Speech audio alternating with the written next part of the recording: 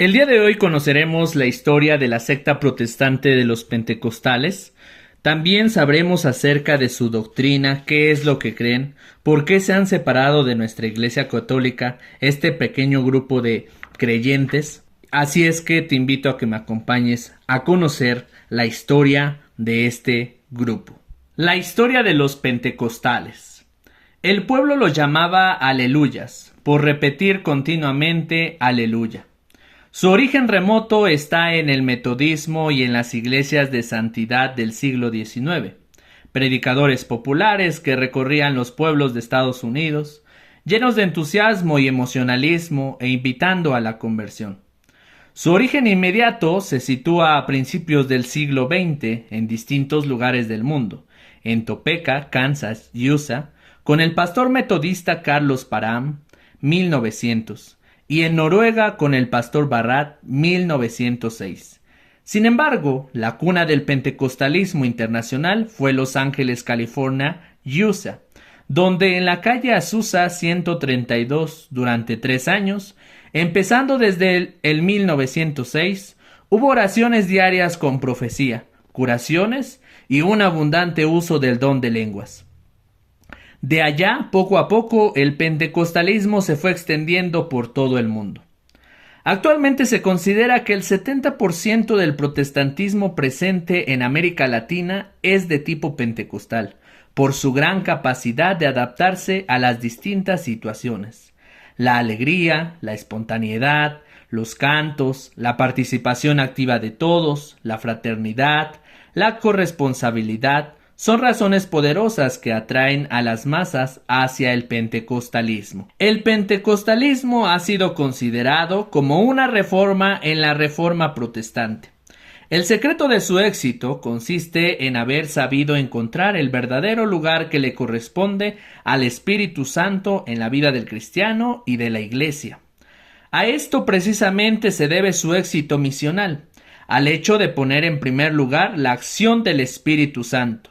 Mientras las iglesias históricas tenían como encerrado al Espíritu Santo, los pentecostales lo soltaron completamente, tratando de revivir las hazañas del principio, y su fe ha sido premiada. En común con las iglesias históricas, es decir, el catolicismo, ortodoxia, anglicanismo y protestantismo histórico, creen en la Santísima Trinidad, en la divinidad de Cristo, el único Salvador y Señor de todos, en el pecado original, en la redención por la sangre de Cristo, en el premio para los buenos y el castigo para los malos, en la segunda venida de Cristo. De una manera especial, insisten en el cambio de vida exigida a los renacidos.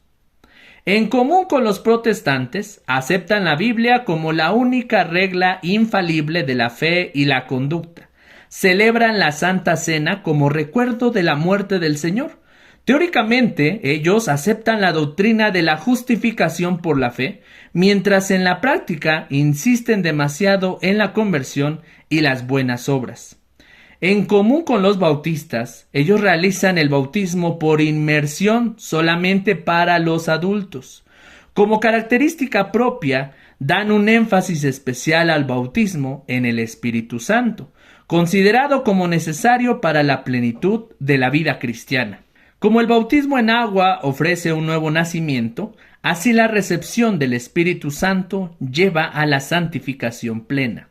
Su presencia se manifiesta exteriormente por los carismas, entre los cuales destacan el don de lenguas y el de curación mediante la oración, acompañada por la imposición de manos. Es decir, que para ellos lo más importante es recibir el Espíritu Santo por la imposición de las manos, y eso hace que se santifiquen las personas en este pequeño grupo. Para los pentecostales, los prodigios de Pentecostés tienen que acompañar siempre la vida de la iglesia. Son fundamentalistas, insisten demasiado sobre el inminente fin del mundo y la interpretación literal de la Biblia hecha por el pastor. Por lo general, los pentecostales son anticatólicos. Sin embargo, algunos grupos poco a poco se están abriendo al espíritu ecuménico, orando con los católicos. Mucho sentimentalismo y un exagerado recurso a revelaciones personales para afirmar las propias opiniones del pastor, consideradas como dogmas. Ellos tienen un autoritarismo excesivo de los pastores sobre los feligreses.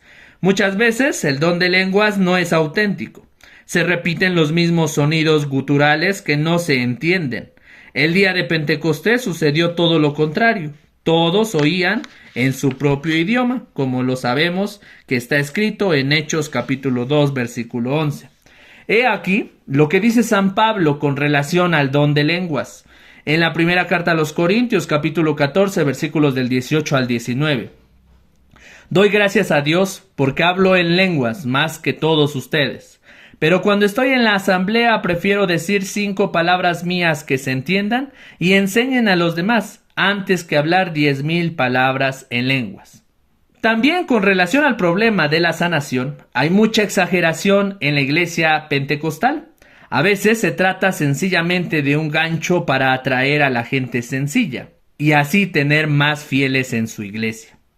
En sus campañas se usa una fuerte dosis de sugestión e hipnosis. A veces hay testimonios inflados y hasta falsos. No faltan paleros. En Jaltipán, un gran predicador afirmó: yo he resucitado a 11 muertos y curado a millares de enfermos.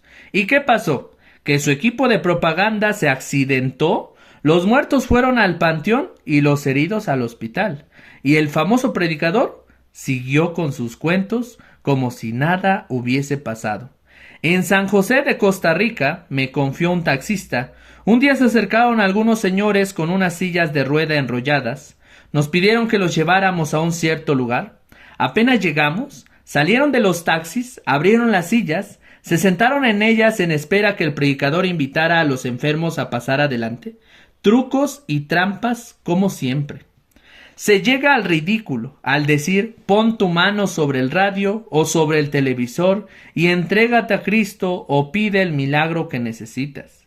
Y se concluye siempre de la misma manera: envía tu ofrenda y Dios te bendecirá y recompensará con creces. Utilizan la oración con un sentido mágico, como si tuvieran el poder de obligar a Dios a hacer tal o cual milagro. Señor, entra en este cuerpo y sánale. Contradicen la actitud de Cristo, llena de humildad y silencio. Ellos buscan cualquier oportunidad para exhibirse. Mateo capítulo 6, versículo 6 nos dice: tú cuando reces, entra en tu pieza, cierra la puerta y reza a tu Padre que comparte tus secretos, y tu Padre que ve los secretos te premiará.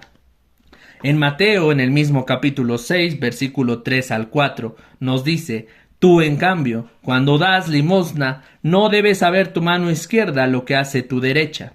Cuida que tu limosna quede en secreto, y tu Padre que ve los secretos te premiará. También en Mateo capítulo 8, versículo 4, dice Jesús le dijo enseguida: no lo digas a nadie, sino ve a mostrarte al sacerdote y presenta la ofrenda ordenada por la ley de Moisés, así comprobarán lo sucedido. Los pentecostales pregonan un mundo sin dolor, lo que es antibíblico. En efecto, ¿qué contestó Jesús a Pablo cuando le pedía ser liberado del aguijón que lo atormentaba? Te basta mi gracia. Es que Dios prueba a quien ama. Un mundo sin dolor es contrario a la voluntad de Dios. También en esto el discípulo tiene que imitar al maestro. Al mismo tiempo, los pentecostales aseguran éxito y prosperidad a los que se entregan a Cristo. En el fondo, están inventando una religión a la medida del hombre, según sus deseos. Por eso sus éxitos no convencen. Escuchemos la palabra de Jesús al respecto, en Marcos capítulo 8, versículos del 34 al 35. Luego llamó no solamente a sus discípulos, sino a toda la gente y les dijo: si alguno quiere seguirme, que se niegue a sí mismo, tome su cruz y sígame. Pues quien quiera asegurar su vida, la perderá, y quien sacrifique su vida por mí y por el Evangelio, se salvará. Y veamos el ejemplo de Pablo, en la segunda carta a los Corintios, capítulo 11, versículos del 24 al 27. 5 veces los judíos me condenaron a los 39 azotes. 3 veces me apalearon. 1 vez fui apedreado. 3 veces naufragué. Y 1 vez pasé un día y una noche en alta mar. Tuve que viajar no sé cuántas veces con peligros en los ríos, con peligros de bandidos, peligros de parte de mis compatriotas, peligros de parte de los paganos, peligros en la ciudad, peligros en lugares despoblados, peligros en el mar, peligros entre falsos hermanos, trabajos y fatigas, con noches sin dormir, con hambre y sed, en frecuentes ayunos, con frío y sin abrigo. También dice en la primera carta a los Corintios, capítulo 9, versículo 27, castigo mi cuerpo y lo someto, no sea que después de predicar a los otros venga a ser eliminado. En la carta a los Gálatas, capítulo 2, versículo 19, dice San Pablo, estoy crucificado con Cristo. Su organización de la Iglesia Pentecostal. Cada pentecostal se siente destinatario de la gran misión de Cristo. En Marcos capítulo 16 versículo 15, vayan por todo el mundo y prediquen mi evangelio a toda criatura. Por lo tanto, cada pentecostal se siente comprometido con la evangelización. Al contar con un cuartito y un pequeño apartado de sonido, ya está pensando en fundar su propia iglesia, en la cual él y solo él será el jefe indiscutible, dirigido directamente por el Espíritu Santo, y pronto se lanza a la conquista, gritando por las calles y las plazas, molestando a la gente del vecindario y condenando a cualquiera que no pertenezca a su iglesia, la única que predica la verdad y lleva a la salvación. ¡Qué actitud tan diferente de la de Cristo, que pasó haciendo el bien, sin gritos ni amenazas de ninguna clase! Como lo dice Isaías 42, del 2 al 3. No clamará, no gritará ni alzará su voz en las calles, no romperá la caña quebrada, ni aplastará la mecha que está por apagarse. Actualmente, solo en los Estados Unidos, habrá alrededor de unos 25,000 grupos pentecostales independientes. Al mismo tiempo, se han ido creando organizaciones poderosas que cuentan con cierta cantidad de miembros. Entre estas destacan las Asambleas de Dios, las Iglesias de Dios, la Iglesia Unida de América, la Iglesia Apostólica Mexicana, la Iglesia Apostólica de la Fe en Cristo Jesús, la Iglesia del Dios Viviente, la Iglesia Triunfante, el Pilar de Fuego, la Iglesia del Buen Pastor, Príncipe de Paz, etc.